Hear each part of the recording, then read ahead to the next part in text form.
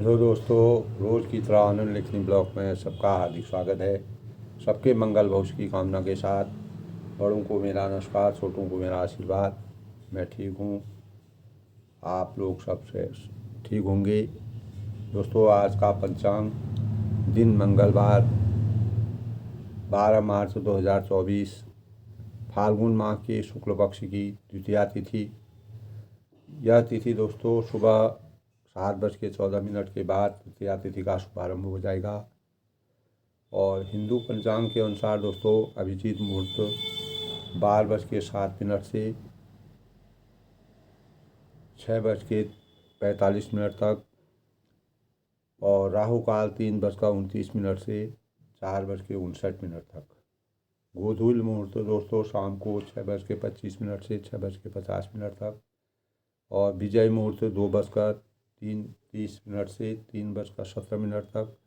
अमृतकाल दोस्तों आज का 6:21 से 7:46 तक। सूर्योदय दोस्तों 6:18 में सूर्योदय हुए हैं और सूर्यास्त जो है 6:13 पर। इस प्रकार दोस्तों आज का सूक्ष्म पंचांग का सहयोग बन रहा है। आज दोस्तों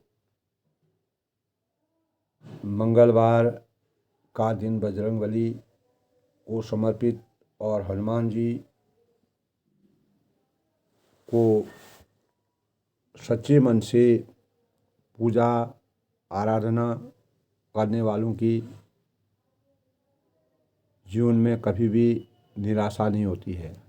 मंगलवार मंगल भवन अमंगलहारी उमा सही जय जबदपुरारी दीन दयाल विसंवारी हरौ नाम संकट भारी मौसम दीन दीन हितौ तुम समान रघुवीर अस विचार रघुवंश बनी हरौ विषम भोगी मेरी भव बाधा हरो राधा नागरी सोई जातन की झाई बड़ी श्याम उदी हृदय गिरी मंच बराओ रघुबर बाल बतंग विक्षी संत सरोज बनो हर्षे लोचन।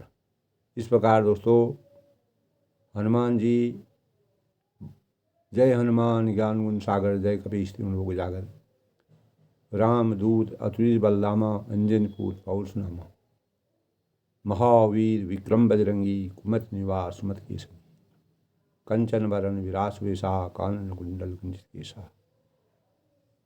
इस प्रकार दोस्तों मंगलवार हनुमान जी का जो कि कलयुग के प्रभावी देवता कहलाते हैं, मर्यादा पुरुषोत्तम भगवान रामचंद्र जी का हनुमान जी पर अपार स्नेह था, प्यार था और इसीलिए मर्यादा पुरुषोत्तम भगवान राम जी ने हनुमान जी को अमरत्व का वरदान दिया था। हमारे जीवन के सभी कष्टों को संकटों को हरने वाले, मंगल को जन्मे मंगल ही करने मंगलमय हनुमान, मंगल करने वाले और अनेक प्रकार के अमंगलों को समाप्त करने वाले हनुमान जी का प्रभाव इस कलयुग में व्यापक है। ज्योतिष शास्त्र के अनुसार दोस्तों मंगल का व्रत उनके लिए बहुत लाभकारी होता है। बताया जाता है जिनकी कुंडली में मंगल ग्रह कमज़ोर होता है और मंगल की कमज़ोर होने का द्योतक ये होता है दोस्तों कि मानव चंचल रहता है और अनेक प्रकार के कार्यों को शीघ्र करने की अभिलाषा होती है, सोच समझ कम रहती है। इसलिए मंगल का व्रत करने से हमारे जीवन में शांति प्रदान होती है और हमारी चंचलता कम होती है। हनुमान जी की पूजा से अनेक प्रकार के संकटों का निवारण होता है, शक्ति हमें प्रदान होती है, बल प्रदान होता है। संकट मोचन देवता हनुमान कहलाते हैं और हनुमान जी का जन्म भी मंगलवार को ही हुआ था दोस्तों। इसलिए मंगल को जन्मे मंगल ही करने मंगलमयी हनुमान। यानी मंगलवार को दोस्तों ख़ास तौर से लोहे के बर्तनों में भोजन नहीं करना चाहिए और नमक का सेवन नहीं करना चाहिए और पश्चिम दिशा शुभ माना गया है दोस्तों मंगलवार का। सात्विक भोजन करने से हनुमान जी बहुत ही प्रसन्न होते हैं। किसी प्रकार के उधार लेन देन से इस दिन बचना चाहिए। हनुमान जी की आराधना में दीपक जलाना, भगवान को भोग लगाना, बूंदी का भोग और बेसन के लड्डुओं का भोग लगाया जाता है। चमेली का तेल, तुलसी की माला और हनुमान चालीसा का पाठ करके हनुमान जी को स्मरण करना चाहिए। और सुंदरकांड का पाठ करने से दोस्तों हमारे जीवन में अनेक प्रकार की शुभ मंगल भावनाएं प्राप्त होती हैं। और इस दिन दोस्तों मंगलवार को मंगल दोष दूर होते हैं। हनुमान जी की पूजा करना बहुत ही शुभ कार्य माना जाता है। हनुमान जी की विधि पूर्वक पूजा उपासना मंत्र मनोषवं मारुतं तुल्यवेगं जितेन्द्रिय बुद्धिमतां वरिष्ठं वात आत्माजं वानरयूथं मुख्यं श्रीरामदूतं शरणं प्रपद्यते। ओम नमो हनुमते रुद्रावतारे। ओम ऐं भीम हनुमते श्री रामदूताय नमः। इस मंत्र का जाप करना चाहिए। और इस प्रकार दोस्तों मंगलवार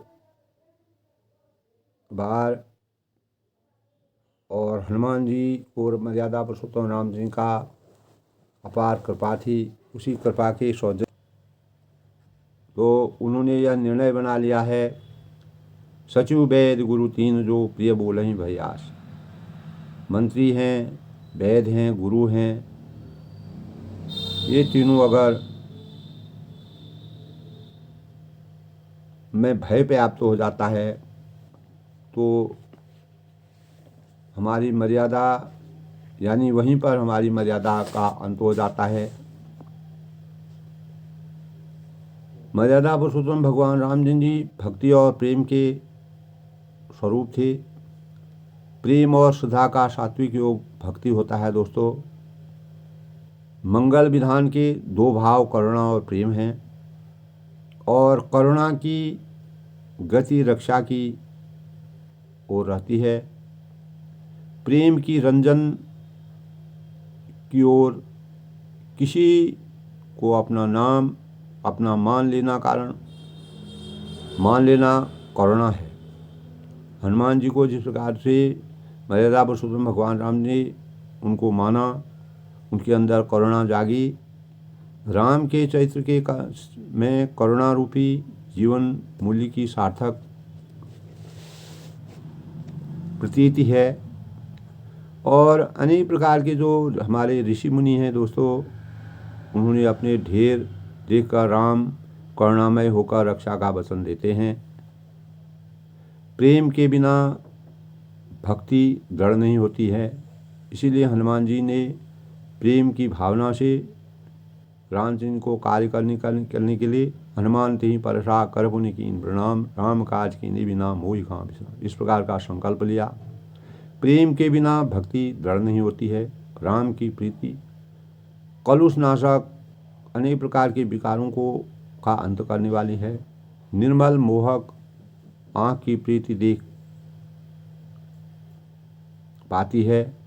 सत्य से उत्पन्न आनंद प्रसन्नता है और राम सत्य के पर्याय है।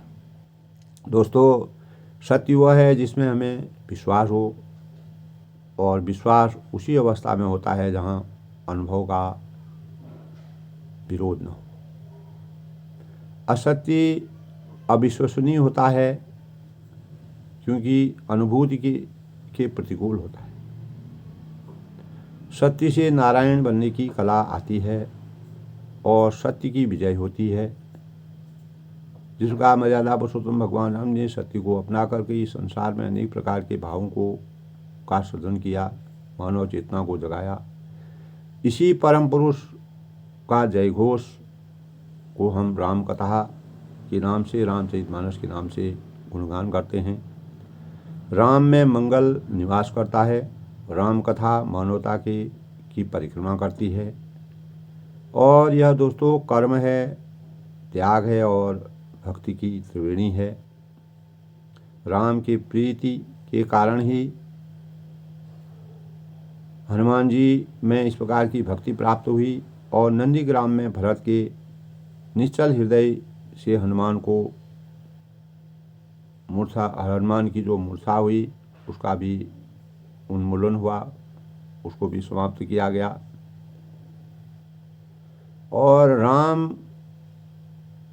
में प्रभावित होकर जैसे राम मनोहर लोहिया ने भी दोस्तों सांस्कृतिक तीर्थ चित्रकूट में अपने प्रथम रामायण मेला का आयोजन मर्यादा पुरुषोत्तम भगवान की याद में किया।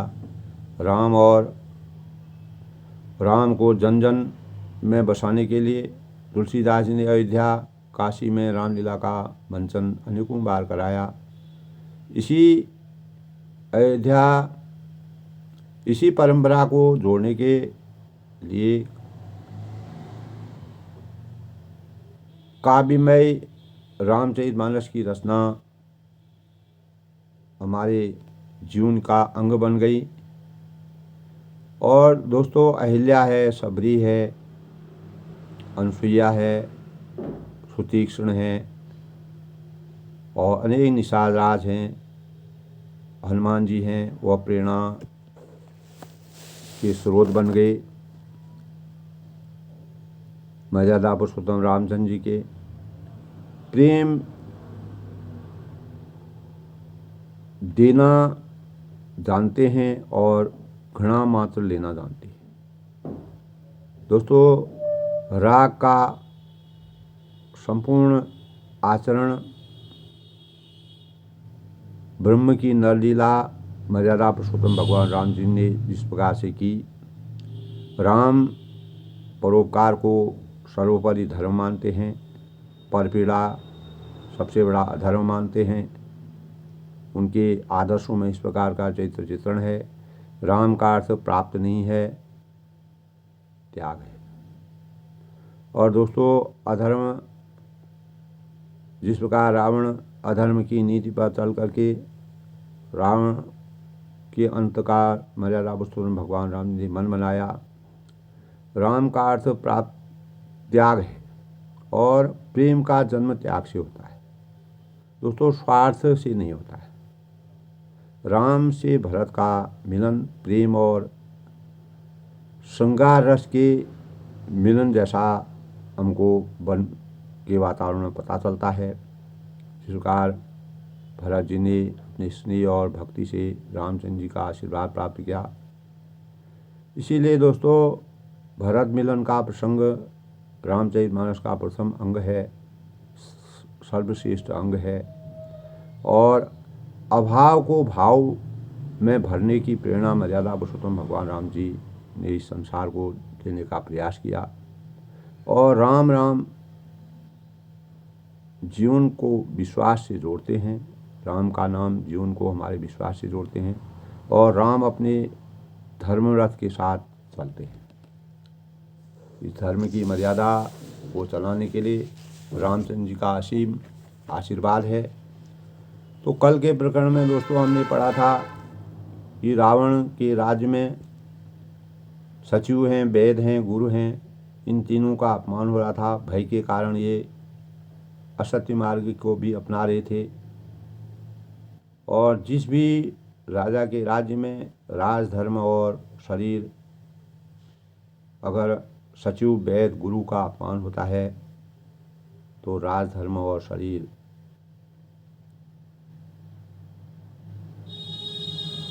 ये तीनों शीघ्र ही इनका नाश हो जाता है, ये समाप्त हो जाते हैं। सोई रावण कहू बनी सहाई, वही रावण के लिए वही सहायता बनी हुई है। स्तुति करें सुनाई, मंत्री को सुनाकर मुंह पर स्तुति करते हैं।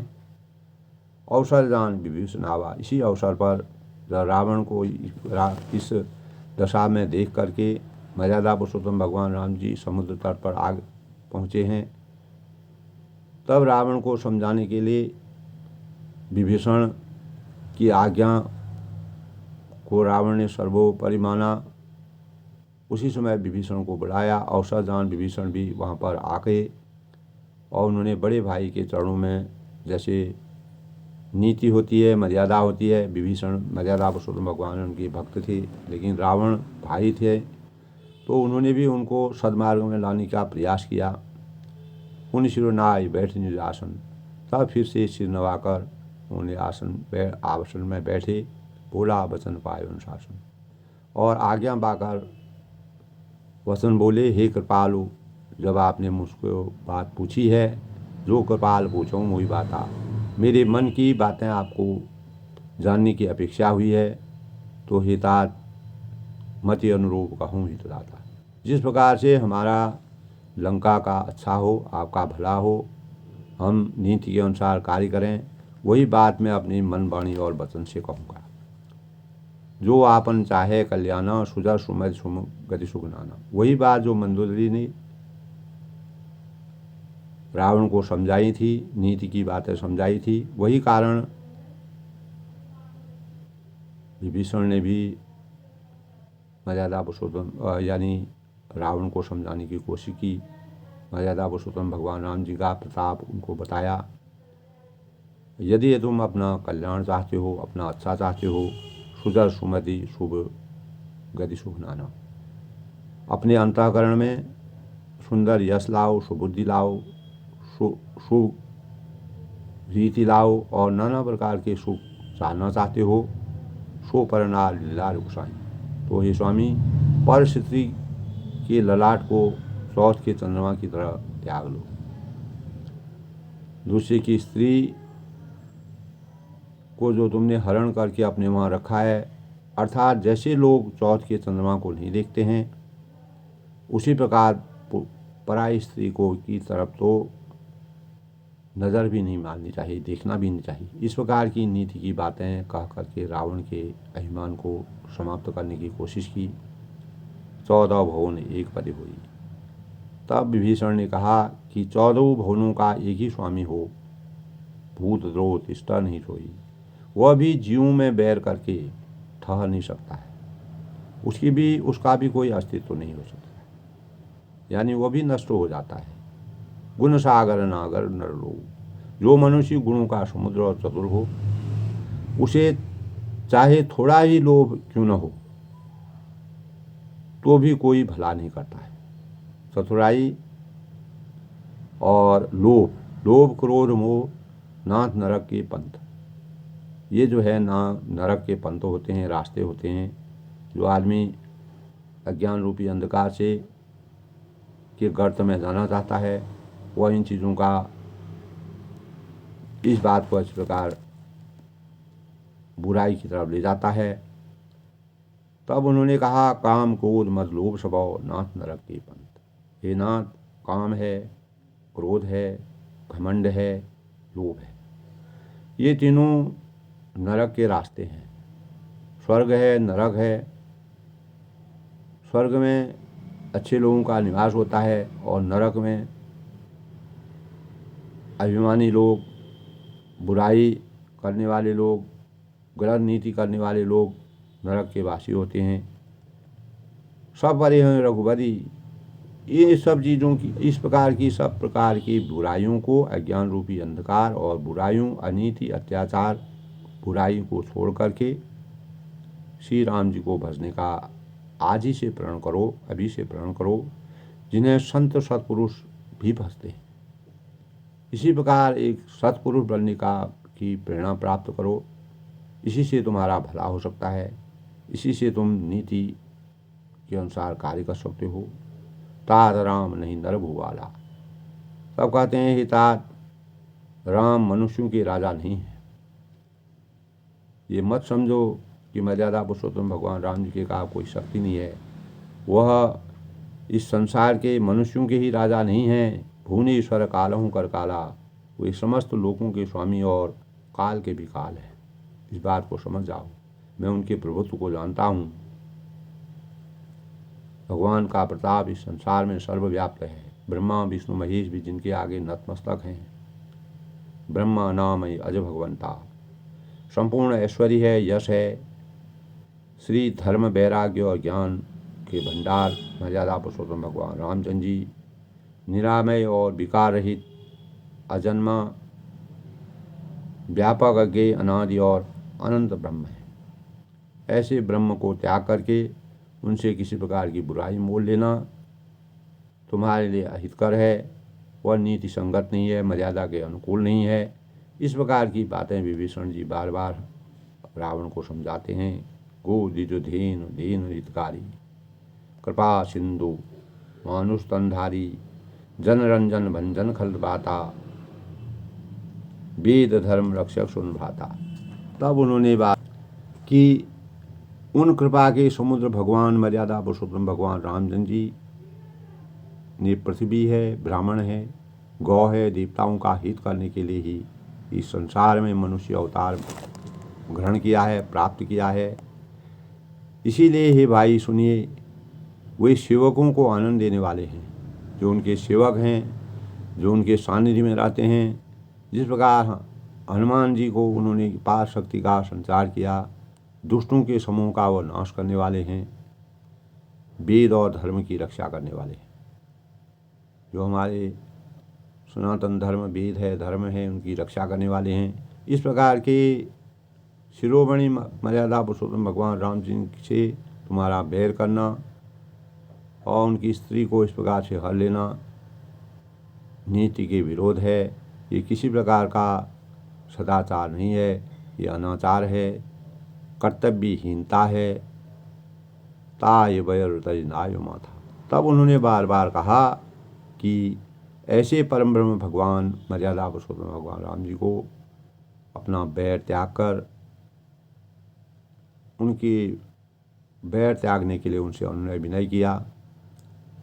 प्रणा रति भंजन रघुनाथा। और रघुनाथ जी के शरणागत का दुख नाश करने वाले हैं। जो उनकी शरण में जाता है उनके दुखों का वह अंत करने वाले हैं। देवनाथ प्रभु दीन वैदेही। उन प्रभु सर्वेश्वर मर्यादा पुरुषोत्तम भगवान राम जी की जानकी को वापस दे दीजिए और भजऊँ राम बिनु देहि सदेही। और बिना कारण स्नेह करने वाले श्री रामचंद्र जी को भजिए। वो आप पर किसी प्रकार का भी क्रोध नहीं करेंगे, किसी प्रकार का वो नहीं करेंगे। आप जो है सस्नेह उनको वापस करिए। यही मर्यादा और यही नीति कहती है, इसी में तुम्हारी भलाई है। शरण गई प्रभुता न त्यागा। जिसे संपूर्ण जगत में द्रोह करने का पाप लगा है, विश्व द्रोह कृत अगत ही त्यागा। और शरण जाने पर प्रभु उसका ही त्याग नहीं करते हैं। ये उन्होंने मर्यादा पुरुषोत्तम भगवान राम जी के प्रताप का के भाव जासु नाम ताप न सावन, जिनके नाम से तीनों तापों का नाश होता है, दैहिक भौतिक तापों का अंत हो जाता है। जिनके नाम मात्र से, जिनके श्रवण मात्र से सोई प्रभु प्रकट समुद्र नहीं रावण। वही प्रभु भगवान मनुष्य रूप में प्रकट हुए हैं। हे रावण, हृदय में यह समझ लीजिए, मानव रूप में अवतरित होकर के ऐसे परम ब्रह्म भगवान रामचंद्र जी इस संसार में अनेक प्रकार के सुंदर भावों की रचना करने के लिए, मर्यादा की रचना करने के लिए, मानव जीवन की रचना और मानव जीवन की चेतना को जगाने के लिए इस संसार में व्याप्त हुए हैं। बार बार पर लागहूँ विनय करहूँ दशीष। तब विभीषण जो हैं वह बार बार दशीष के बार बार उनके पैरों को छूते हैं, उनसे वंदना करते हैं, याचना करते हैं। विनय करहूँ दशीष और विनती करते हैं, विनय करते हैं, अनुरोध करते हैं कि परिहर मान मोह मद। किसी प्रकार का अभिमान, मोह, माया, मद त्याग करके आप कोमलपति मर्यादा पुरुषोत्तम भगवान रामचंद्र का स्मरण कीजिए। इसी में तुम्हारी भलाई है, इसी में तुम्हारा अस्तित्व निश्चित है। मुनि पुलस्त निज शिष्य सनौ। मुनि पुलस्त जी ने अपने शिष्य के हाथ यह बात कहला भेजी है। पुलस्त जी जो है ज्ञानी थे, उन्होंने नीति की बातों को अपने शिष्य के हाथ से इस प्रकार की बातों की घोषणा की है कि हे तात, सुंदर अवसर पाकर, इस प्रकार के अवसरों को पाकर तुरंत सो में प्रभु सन कही पाए सो अवसर पाए। मैंने तुरंत ही यह बात प्रभु आपसे कह ली है। इसको मन, वचन और कर्म से इसको कृतार्थ करो, अपने जीवन में चरितार्थ करो। इसी में तुम्हारा हित है, इसी से तुम्हारा जीवन उज्जवल हो सकता है।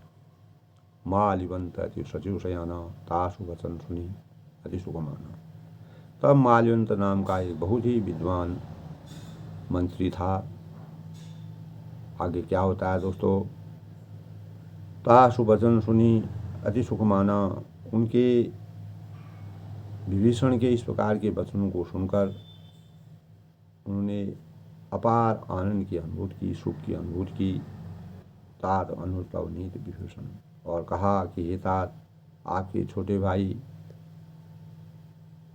विभीषण ने जो बात की है वह नीति संगत है और नीति के भूषण के स्वरूप बातें हैं। इसको अपने अंतःकरण में धारण करना आपका कर्तव्य है।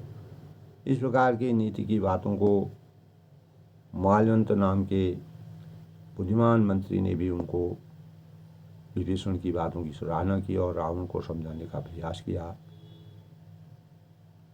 सो उर धर्म सो कहत विभीषण। विभीषण ने जो बात की है उसको अपने हृदय में अंतर्मन कीजिए। रिपु उत्करस कहत सर दो, दूर न करहूँ यहाँ घोर को, माल्यवंत गयं बहोरी, कहूँ विभीषण पुण्यवर बोली। तब रावण ने कहा, अब रावण ने क्या कहा? रिपूत करत ससो दो, दूर न करहूँ यहाँ यू को। रावण ने कहा, ये दोनों मूर्ख शत्रु की महिमा बखान है। जब उन्होंने मंदोदरी से भी कहा तो उन्होंने कहा, स्त्री जाति होने के कारण स्त्री जाति डरपोक होती है। स्त्रिया चैत्रम पुरुषस्य भागो, देवो न कुतो मनुष्य। स्त्रिया चैत्र में अनेकों दोष होते हैं। उसी प्रकार के दोषों को रावण ने विभीषण और जो माल्यवंत थे उनको भी कहा कि ये मेरे शत्रु की महिमा का गुणगान कर रहे हैं। रावण का अंत था, जाको प्रभु जी दुख देते हैं ताकि मत्ती पहले हर लेते हैं। तो रावण की मत्ती का हरण हो गया है और उसकी मत्ती में पर्दा, अज्ञान रूपी पर्दे से उसका मत्ती ढक गई है और वहाँ इन्हें दूर करो। तब उन्होंने कहा कि माल्यवंत और विभीषण को दोनों को दूर करो, मेरे से दूर रखो। तब माल्यवंत तो घर लौट गया और विभीषण जी हाथ जोड़कर फिर कहने लगे। विभीषण ने, जब माल्यवंत ने सोचा कि ये नीति की बात को मानने वाला नहीं है, अभिमानी है, घमंडी है, दुराचारी है, इसमें अज्ञान रूपी अंधकार का पर्दे से इसका मन मस्तिष्क ढक चुका है। तब विभीषण ने कहा, सुमति कुमति सब केवल रही, नाथ पुराण निगम अश्क। तब विभीषण ने बार बार फिर ये करने का प्रयास किया, इस संसार में, इस मानव जीवन में, हे नाथ, पुराण और वेद ऐसा कहते हैं। वेदों की नीति बताई, पुराणों की रीति बताई। सुबुद्धि और अच्छी बुद्धि है और कुबुद्धि है और खोटी बुद्धि है, सबके अंतःकरण में रहती है। जो मानव रूप में अवतीत होता है, अच्छाई जहाँ वह एक और अच्छाई का पात्र होता है वहाँ बुराई का भी होता है। जहाँ सुमयता संपय नाना, लेकिन अंतर यही है, जहाँ हर प्रकार की संप्रदायें होगी, सुख की स्थिति होगी, आनंद की अनुभूति होगी, वहाँ का जीवन सुखमय होगा। और जहाँ कुबुद्धि होगी उसका परिणाम विपत्ति और दुख के अलावा और कुछ नहीं हो सकता। यही अंतर सुमति और कुमति में है। इसीलिए आपको क्या करना चाहिए, ये आपके विवेक पर आधारित है। बार बार विभीषण के द्वारा इस प्रकार से नीतिगत और मर्यादित बातें कह करके रावण को बहुत समझाया। तव उर कुमति बसी विपरीता, आपके हृदय में उल्टी बुद्धि आ बसी है, यानी आप किसी प्रकार से मानने वाले नहीं हैं और अभी भी आपके पास समय है। अगर आप मान जाते हैं, चेत जाते हैं, अपनी बुद्धि को सोचते हैं, हित अनित मानो रिपुरिता, इसी के से आप हित को अहित और शत्रु को मित्र मान रहे हैं।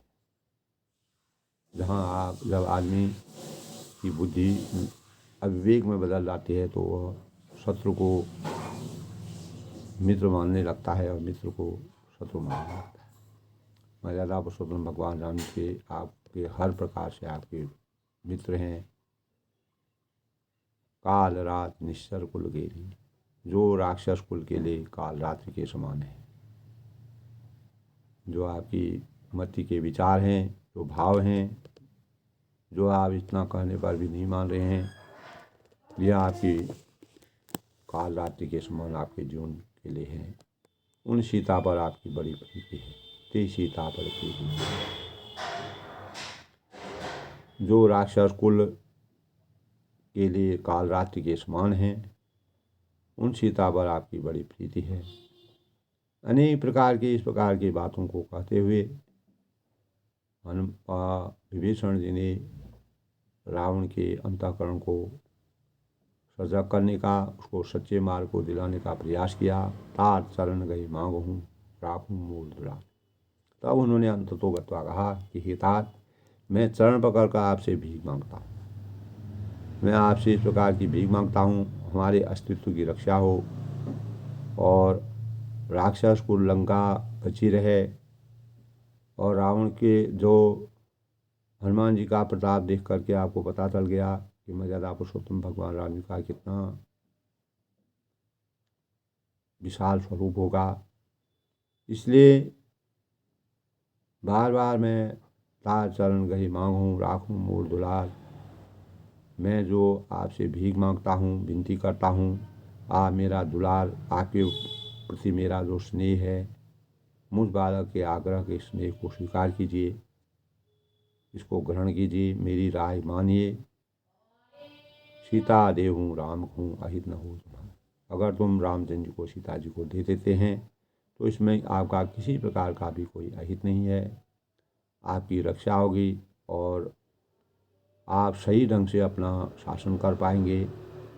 अनेकों विधि से जैसे भी याचना हो सकती थी, अनुरोध करके, विनय करके,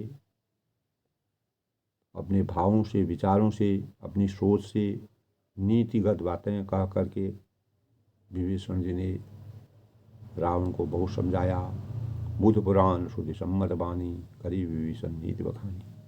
विभीषण ने पंडितों की, पुराणों की, बुध पुराण श्रुति सम्मत बानी, पंडितों की, पुराणों की और वेदों द्वारा समस्त जो आचार संहिता है और नीति है, मर्यादा है, उसका पूर्ण रूप से बखान किया। सुन रसाल उठा रिसाई, पर इतना सुनने पर भी रावण को टस से मस नहीं हुआ। वह सुनते ही रावण क्रोधित होकर उठा। खल तो ही निकट मृत्यु अवाही, तब उसे उल्टा कहने लगा, जा पर जाको प्रभु जी दुख देते हैं, ताकि मत्ती पहले हल लेते हैं। इसलिए रावण की मत्ती जो है पूर्ण रूप से विपरीत हो गई और उल्टा वह विभीषण को कहने लगे, तुम्हारी मृत्यु निकट आ गई है, तुम मेरे हाथ से मर जाओगे, तुम्हारी मृत्यु कर देंगे, तुम्हारा अंत कर देंगे और तुम शत्रु की मेरे सामने जो है इस प्रकार से प्रशंसा कर रहे हो, यही सदा सत मूल जियावा। तब वह कहता है, रावण, अरे मूर्ख, तू जीता तो है, सदा मेरा जिलाया हुआ। जो तुमने जीवन यापन किया है, मेरे साम्राज्य में तुम जी रहे हो। रिपु कर पक्ष मूर्ण तो ही पावा, अर्थात मेरे ही अन्न के से पल रहे हो, मेरे अन्न को खा रहे हो और हे मूर्ण पक्षी तो शत्रु का, यानी रामचंद्र जी को अपना शत्रु समझ रहे हैं। मति विपरीत हो गई है, वही तुमको अच्छा लग रहा है। कहे न खल वश को जगमाही, अरे दुष्ट, बता जगत में ऐसा कौन है जो मेरे भुजाओं के 10 शीश और 20 भुजाओं, 20 भुजाएं हैं और 10 शीश हैं, उसके आगे कोई भी मेरा कुछ नहीं कर सकता है। इतना अभिमान रावण को अपने अंतःकरण में था। इसी अभिमान के कारण रावण ने किसी की बात को नहीं माना। तो उसके बावजूद उसके बाद क्या होता है दोस्तों, मम पूर्ववशी, तब वह कहते हैं कि मेरे शहर में रह करके ही और मुझी को प्रीति की बात बताता है। सठ मिली जाए तिन्हीं को नीति, अस कहीं की नहूँ चरण प्रहारा, अनुजगही पद पार हिमारा। तब रावण मेरे शरीर में इतना आधिपत्य है कि मैं अपने शरीर से, अपने बल से पूरे संसार को जीत सकता हूँ। तब मेरे नगर में रहकर प्रेम करता है, तपस्वी पर प्रेम करता है मूर्ख, उन्हीं से जा मिल और उन्हीं से तुम अपना संपर्क रखो, उन्हीं के सानिध्य में चले जाओ। इस प्रकार की नीति की बातें उसके समझ में नहीं आई। ऐसा कहकर रावण ने विभीषण को लात मार दी, उसका तिरस्कार कर दिया। परंतु छोटे भाई विभीषण ने मारने पर भी बार बार उनके चरण ही पकड़े। इतना प्रतिशोध करने पर भी, इतना अहंकार रावण को आने के बाद भी विभीषण ने अपने भावों को नहीं खोया और अंत तक उनको प्रेरणा दी। लेकिन रावण ने उनको बार बार उनके लात मार दी। उमा संत कहाँ यहीं बढ़ाई। तब शिव जी ऐसे समय में जब विभीषण ने इस प्रकार की नीति की बातें रावण से कही, रावण को क्रोध आ गया। तब शिव जी कहते हैं पार्वती से कि उमा संत कहाँ यहीं बढ़ाई। शिव जी कहते हैं कि हे उमा, संत की यही बड़ाई होती है, यही महिमा होती है।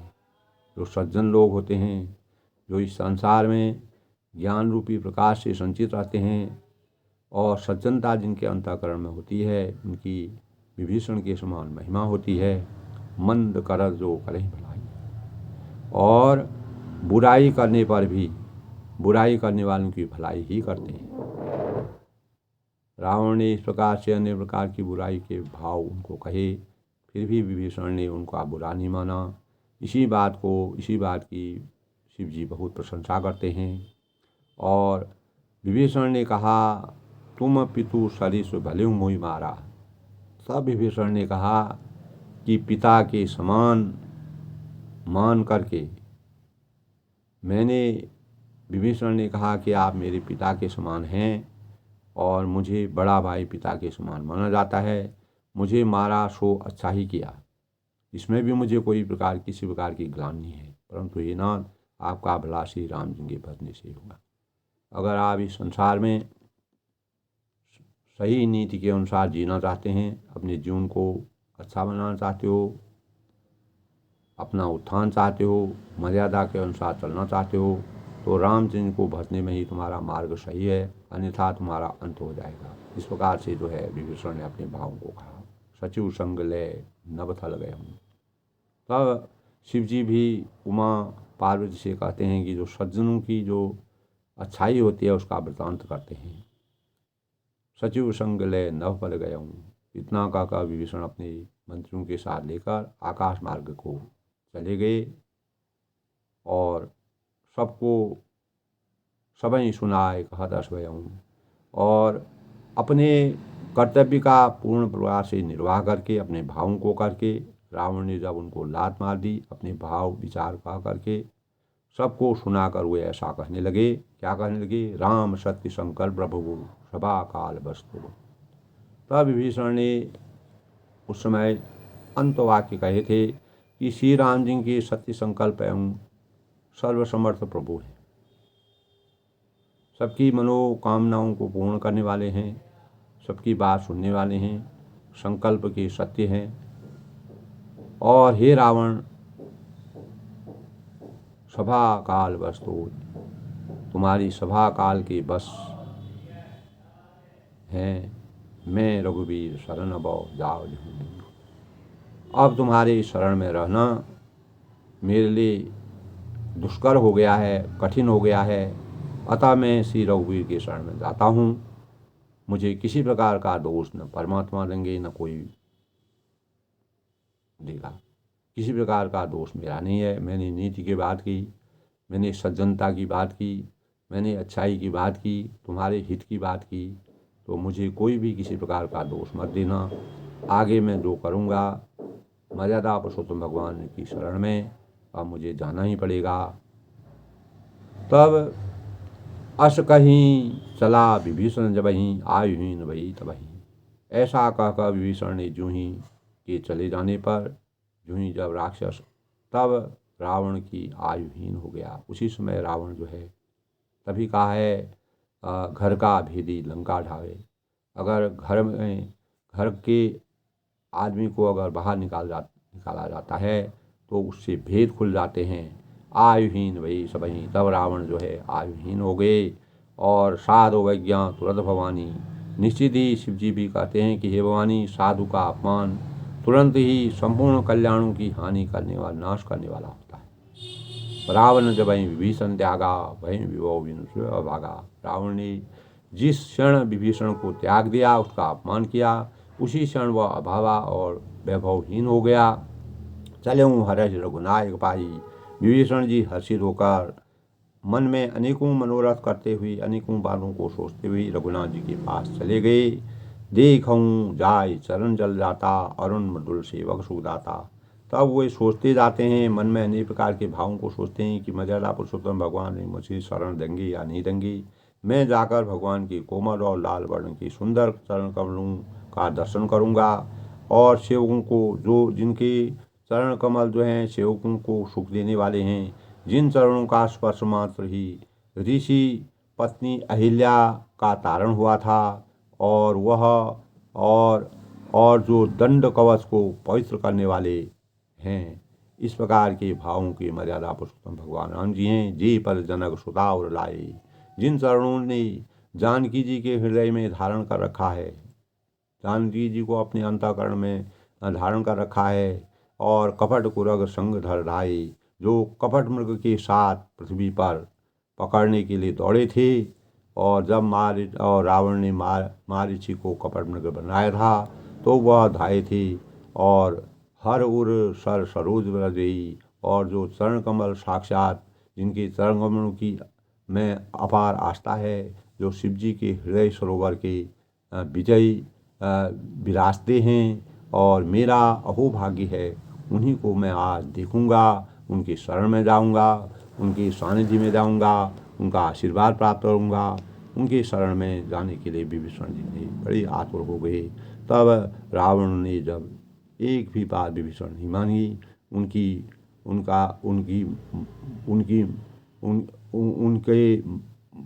परेशानियाँ थी और उनकी व्यवस्था थी, उसी व्यवस्था के कारण उनको मर्यादा पुरुषोत्तम भगवान राम की शरण में जाना पड़ा।